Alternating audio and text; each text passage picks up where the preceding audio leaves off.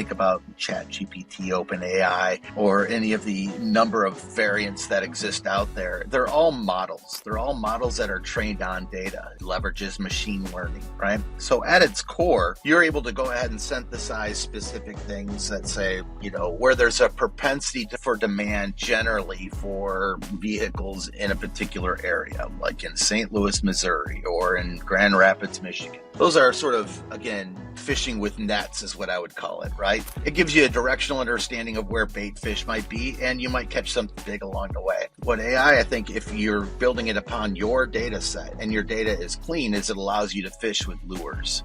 Today, I'm excited to sit down with Chad Rycenga, Chief Product Officer at Authenticom and a leading expert on dealership data. We dive deep into the true value of dealership customer data, what it's worth to dealers, how bad actors exploit it, and the cutting-edge ways dealers are monetizing and protecting it for profits. A big thank you to our sponsors for making today's episode possible: CDG Recruiting, CRC Transport, and Authenticom. And now, let's get into the show.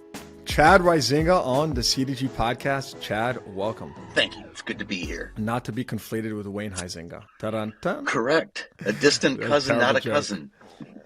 We'll allow it. Chad, I want to hop right in. You're a wealth of knowledge. You've been in the AI and should I say digital transformation space for 25 years. So I'll save the background for you to tell us more about your story. But I want to dive right into data and dealership data. So, one of the most, I would say, kind of frequent calls I take nowadays from like investors and stuff. I love doing these calls, kind of hearing what's new in the industry, what are they looking at. But they're all trying to figure out who's going to capture the value in our industry from AI, right? Because we know that whoever's going to own the data, that's where the value is ultimately going to be, is going to accrue, right? AI is nothing without its data. So anyways, that's like a big picture question that is in many people's minds, right? Will it go to the incumbents, to the bigger players, to the DMS platforms, or, somewhere in between with the smaller players? But just start us off with some background on other industries and what you're seeing today is happening in the automotive business, right? With dealers where they've sort of woken up to this reality that you will not be able to compete in the future if you don't have really clean data, right? If you don't have clean data, you won't be able to market properly. You'll simply be left behind. You won't be able to compete with others that are working and have really great clean data that they can leverage to make their business better. Mm-hmm. So that's a long-winded way of pretty much saying, where are we at today as an industry compared to your 20 plus years of experience having been through digital transformations in other industries? Where's automotive today? Such a good question. I think it's an interesting perspective because it actually kind of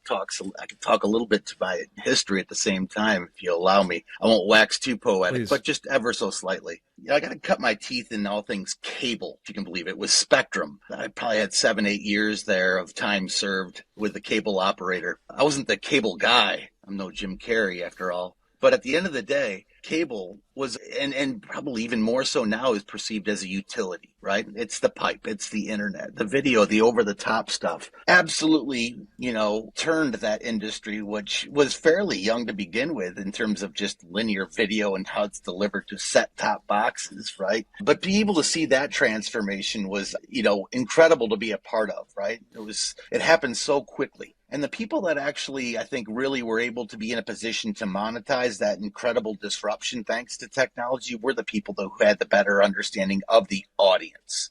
I mean, the audience just matters so much in so many different places within the industries that I've operated within. Cascade that forward into, let's say, I'll use the most recent example, which was 10 years in the business process outsourcer. That is call centers, 30,000 employees worldwide. And what an interesting dichotomy to see how customer service in the inbound phone calls have been completely reshaped by AI and automated virtual agents and bots and things to that effect. Not just seeing it, but it being an active participant in that has really kind of laid the groundwork for, I think, the timing of something to be very, very different in automotive, whether it be the buying experience, whether it be the marketing components, whether it be how dealerships up the food chain actually better manage inventory and supply chain. Obviously, the data is something that's near and dear to my heart. It's something I've been intricately involved in for, the 25 years I've been in technology. But I think he who capitalizes and creates utility of their data in automotive and disciplines their data and uses that disciplined data to help model, shape better experiences in the future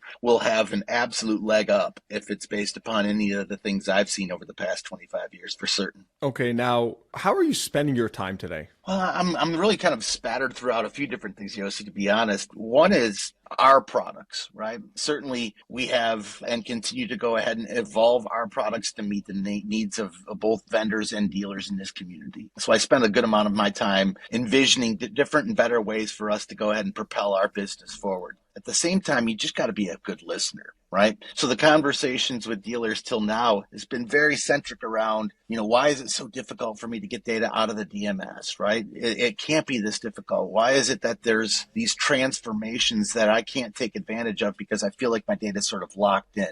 We are in the freeing the data space, right? And not in a way that actually compromises the integrity of the data, or rather embellishes or enriches it and maintains the security and standards that they have. I think a lot about security. I think a lot about enablement and helping envision a way forward for them to be able to go out, for dealerships specifically to take full advantage of our services to come out, to create more utility in this space. Chad, why are dealers asking you to access their data? And what are they doing with it? What are they looking to get out of that? I'll tell you what, I mean, it reminds me a lot of things of bygone year, right? Which is what we are at Authenticom, we are what we call the business behind the business, right? That's very carefully chosen and crafted words for the syndication of the data. That is the ability to extract the data from the dealer management systems and be able to go ahead and provide that data to approved vendors that dealerships have. Shouldn't be that difficult, right? That's a very commoditized space. Is it, would you say it's difficult to do today? It is. I mean, that's the niche we operate within. It's far more difficult than it probably needs to be, but at the same time, we completely understand why it has to be the way it is, right? That's why our relationships with the dealer management systems have been so fruitful for the business, right? Which is the trust and the authentic fact that our prices haven't changed in 15 years, right? We have provided a service and continue to provide that syndication services to the dealerships, and that's what they look to us for. What I think we find ourselves hearing more and more is what else? You've demonstrated the capability of being able to go ahead and syndicate the data. Now what else can you do for us, right? I call those instances of analytics. Tell me something I don't know. Right? Provide me information and visibility into parts of the business where there's gaping holes or there's, opportunities for us. I find ourselves really trying to have more of those conversations. They are, having conversations with dealer groups about their objectives, their sales goals, their KPI and their metrics. Help us craft custom solutions in some cases that help propel them into spaces they weren't normally in. Can you give me some specific examples? Like what specifically are you seeing as like the top use cases for dealers today? So I think the top use case is, I would say, I'll use sales as an example. It's a pretty common one, right? In terms of sales, being able to go ahead and let's say you work with 4 or 5 different vendors, right, as a dealership, right? If what we do for the dealership is we'll basically extract the data, assemble the data in a variety of different ways, such that we can actually provide to vendor A a very unique set of data points that is really explicit for attribution, right? They want to understand, based upon the inventory, how much of the inventory is sitting on the lot and for how long. And that particular part of let's say the reporting and the business intelligence is what vendor A is providing. Vendor B is going to be providing more of a retouch component, which is maybe something like a reputation.com. Maybe there's a post-service install or a post-sales survey, right? We're providing syndicated data to that vendor B, in a very different way, in a very different method. The method, I shouldn't say, is different, but the actual content of the actual feeds of data that we're sending to them is very specific and unique to that specific vendor. What we provide to the dealership is the autonomy to go ahead and be able to go ahead and say, let's pick and choose the actual data elements because this vendor needs this type of data and this vendor needs this type of data. The use cases that we tend to deal with is in the commoditized sort of space of data syndication. They view us as a utility. Take data from point A to point B.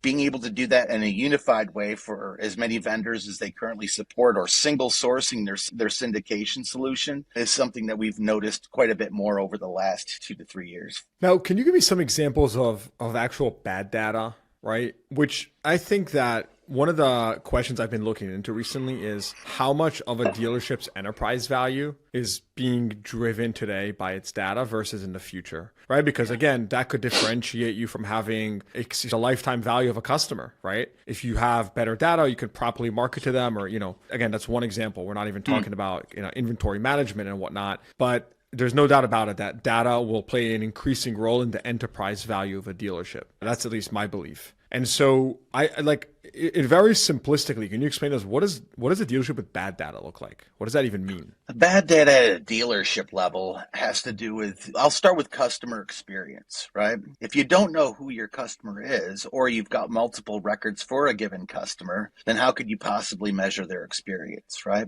We have a solution we call record recharge, right? It's something that we did in 2024. We did record recharge data appends for over 14 billion records. That is 14 billion records that we interrogated to try and enrich the data. Roughly 70% of the data that we received of that was appended. So if you think about it, like 70% of the data that we're seeing coming through our record recharge and data hygiene solution needed appending. Right. So examples are there's a ton of them, but it could be bad data in the form of using old data as a means of being able to identify the actual physical location of a customer, so that if you wanted to, you could send service reminders via snail mail to their home, or out of warranty recall, etc. Right? Any of those particular use cases really rely upon and have better reach when you can actually ensure the ability of that particular message to the doorstep of your customer. We have, over the last 5-10 years now, been a leader in the space in terms of being able to do address verification and deliverability. That in and of itself, right, has been able to go ahead and been leveraged by dealerships all across the United States. And we leverage things like change of address, right? We constantly monitor the USPS for change of address information and append the information in the event that Chad Rycenga has moved from Michigan to Missouri, thereby providing the ability for us to be a lot more valid in terms of how those messages are received and where they're sent to. So just one silly example of, something that we do 1 million times a month that actually makes a pretty big difference. Now, that same example I use for address verification is the same thing we do with email. It's the same thing we do with phone, and it's the same thing we do with some of the personal information, such as first and last name. If you were calling me by my legal entity, Charles, for the entire time we've been talking, it'd be kind of weird, but you know me as Chad. Similarly, being able to go ahead and use our data services as a means of enriching the data has had a profound impact on a variety of different aspects, whether it be marketing, whether it be recall, whether it be service appointment reminders. Being able to have that personal touch has been really critical. Chad, let me ask you this question. I speak with lots of dealers that, I should say, it feels like lots of dealers, the happiness scale of just their satisfaction with different AI tools is all over the map. I can talk to, two different dealers who are using the same AI tool, right? And I'm always asking these questions because I'm curious to know, like, what's rising, what's falling. And people are like, oh, I love this product. Another one might say, I highly dislike it or whatever. Would you say that just like a prerequisite to even, or to expecting to get, just quality usage from any of these AI tools is to clean up your data? Like, does that directly correlate with just the value that you're going to get out of any AI tool, frankly? Because the way I see it is these tools are only as good as kind of, garbage in, garbage out. So, when someone brings that up to me or say, hey, I'm not happy with XYZ tool that, this new AI tool that I just integrated, is it, hey, well, let's kind of go upper level and try to understand, what are you feeding into that tool to begin with? That's such a great point, and it's so true, right? So you think about AI specifically, this has probably been 5 years now that I've been really knee deep in the AI space, and I can kind of look back at what my first iterations were with Google and deriving sentiment from free-form responses of surveys worldwide on behalf of some pretty big OEMs, right? Being able to take a collection of data and say, hey, that sounds like it was clearly negative, clearly positive, or neutral, right? The people that are leveraging AI today are the ones that have democratized and disciplined their data without question, right? Because everything about AI, right? If you think about ChatGPT, OpenAI, AI or any of the number of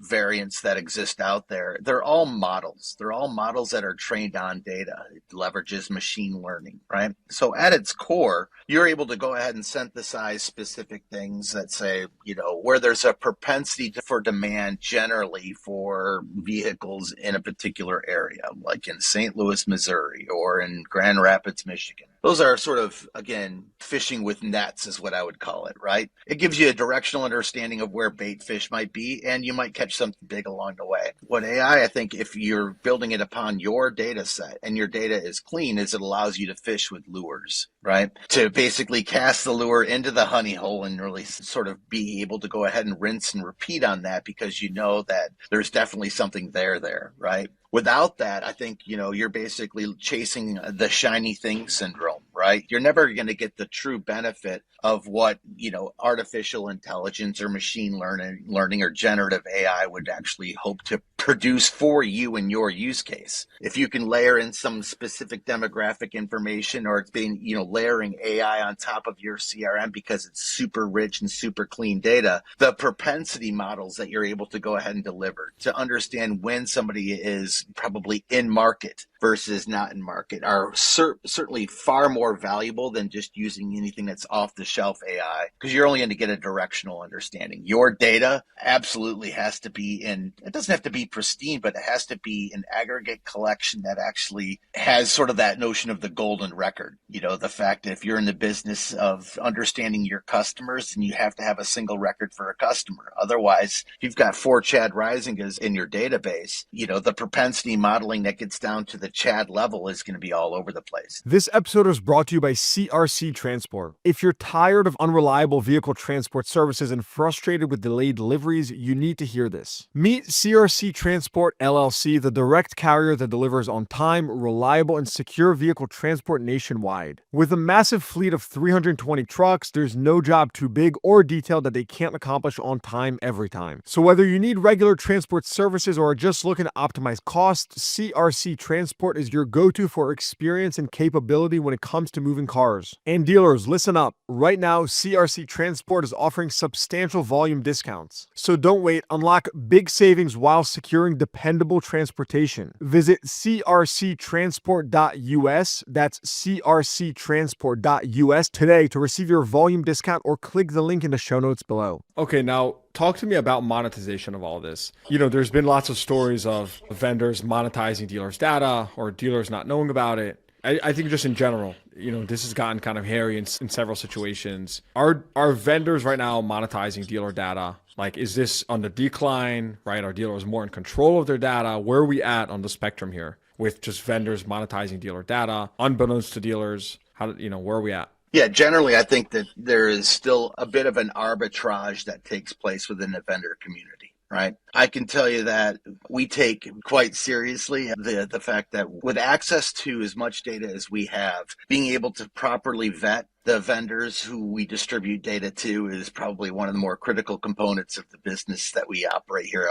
at Authenticom, right? We're not afraid to say no, right, to vendors specifically who have maybe received a bad rap, or will be able to do some more due diligence around that. It'd be impossible to say that it doesn't exist. What I can say, though, is that from the Authenticom lens, the most valuable thing we trade in, the currency, is dealership data. And we would be remiss to, cut our nose to spite our face, the amount of bad blood and mud that we would attract by, being it all related to anything in the arbitrage business is something that we're not at all interested in, and really do take quite seriously in terms of being able to vet out the vendors that are on the other hand of that. That said, the tool sets themselves that we do provide to the dealerships do provide a wealth of different pieces of feature functions that help safeguard against those particular things. So within Dealer Vault, specifically our flagship product, dealers have the ability at their fingertips to, deactivate or enable feeds, and then to be even more specific, to get into the actual feed detail and,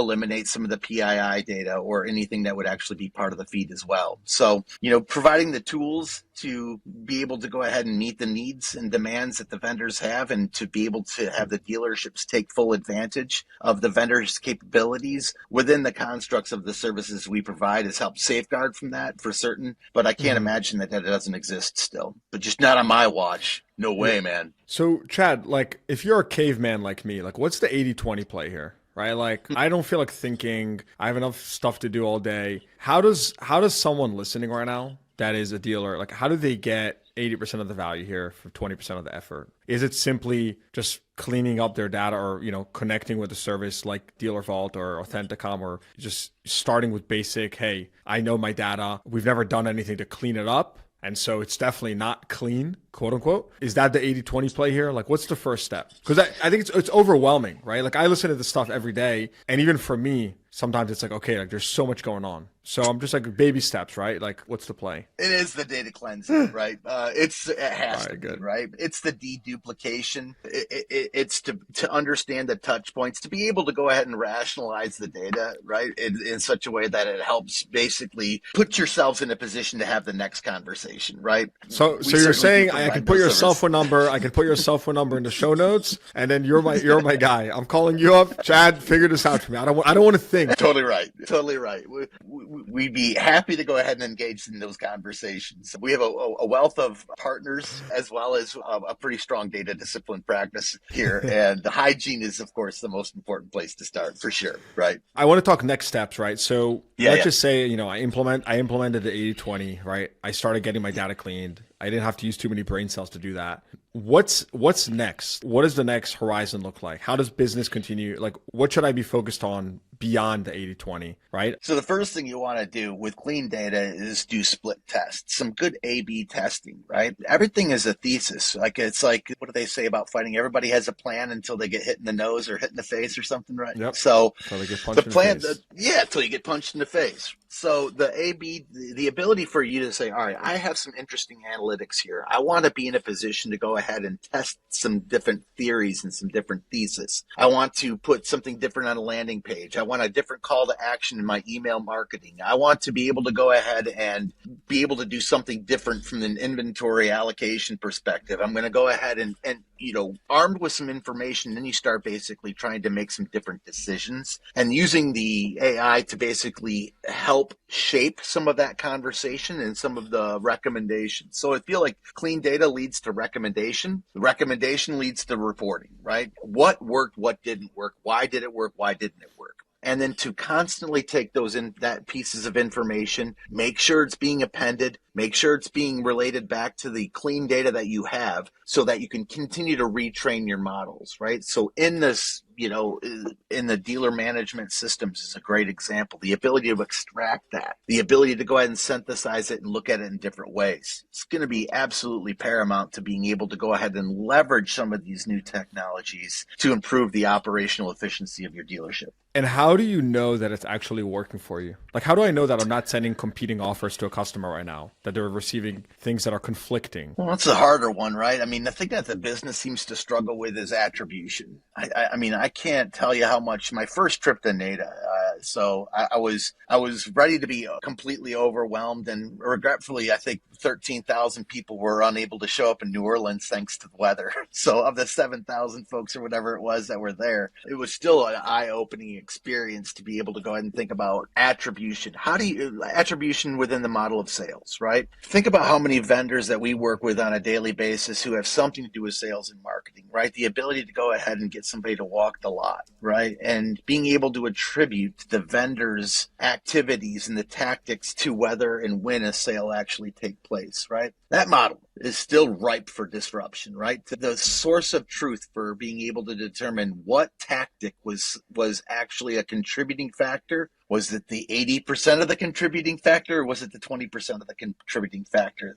That's the part I think we can leverage AI to be able to be a bit better at. I don't think we're quite at the point where it's science. I'll talk about the industry of where I came from. I was really in the digital customer acquisition space. We were spending millions of dollars with AdWords and on a monthly basis, right? To try and sell internet video and home voice or cellular services to customers in the United States. That attribution model came such an absolute long way in the 10 years I was in that particular business, to the point where now we know at every click event that happens on a dealership site whether there's more interest in this type of vehicle than there is in this type of vehicle, right? The ability for them to be able to use, let's say, Google Analytics right, to be in a position to better sell their vehicles online, right? Like I was selling internet services. These are the sorts of things that you'll be able to use to your benefit to help make better decisions. It's all sort of complementary. It's all sort of like the snowball. It gathers, again, some more snow as it rolls down the hill. So I think getting the clean data sort of is that first snowball. Then you push it off the ledge, help it gather some steam. You might not have the de facto answer, but there's going to be, again, inputs into that single record of a customer that'll help you make better, or at least support the thesis that you initially established. I don't know if there's a silver bullet out there yet that,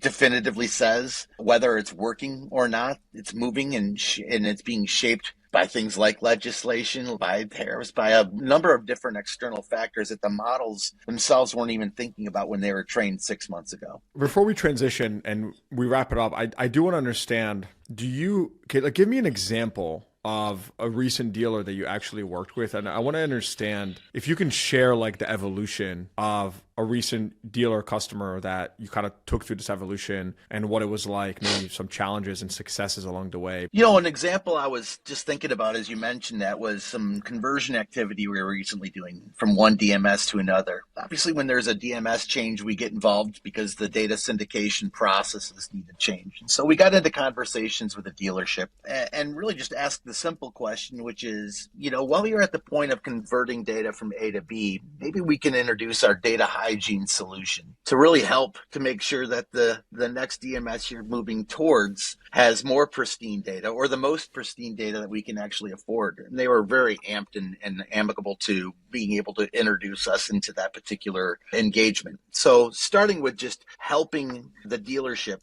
in terms of making sure we were a part of the conversion process to append and use our data hygiene services so they got off on the right foot, right? Fast forward 3 to 4 months later, we provided sort of a higher level overview of sort of a recap of conversion services, as well as looked at their customer profile. Right. And so we did some customer profiling, some demographic data that then, working with one of our vendors, we were able to go to the dealership jointly and say, here's a direct mail piece that we'd like to go ahead and try in your particular dealership, right? Based upon some of the information we've gleaned through the conversion and through the first 90 days on your new DMS, this vendor is one that you already work with, but we want to kind of partner together to try something different based upon the information that we now have, which is based upon the demographics, right? The vendor that we were working with had a very, clever, marketing mailing piece, right, that we have, put into market. And then we